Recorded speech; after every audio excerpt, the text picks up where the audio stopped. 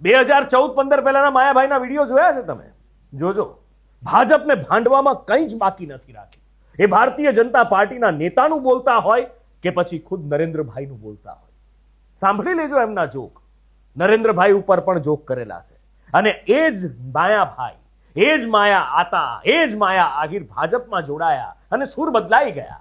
કલાકાર છે કે રાજનીતિના માણસ સમજાતું નથી. કલાકાર બાકી આવો ન હોય, એ જે પકડે પકડી રાખે.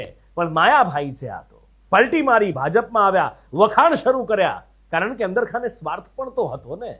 સંતાનોને ભાજપમાં સેટ કરવા હતા, દીકરીને વિધાનસભા પહોંચાડવાની હતી, દીકરાને પણ સેટ કરવો હતો. પણ થયું શું?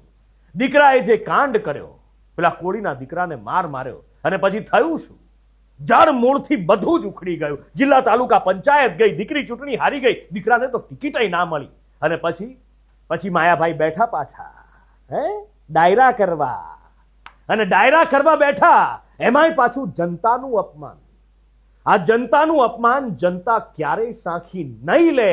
યાદ રાખજો માયા હતા. એકચ્યુઅલી એવું છે કે હવે જનતાની સટકી છે, અને એટલે જ એકચ્યુઅલી આક્રોશ દેખાઈ રહ્યો છે. સ્ટેજ પરથી તમે કહો છો ને, એકચ્યુઅલી, બહુ એકચ્યુઅલી યસ. આ જનતા છે, આ ટેક્સ ભરે છે ને ત્યારે દેશ ચાલે છે.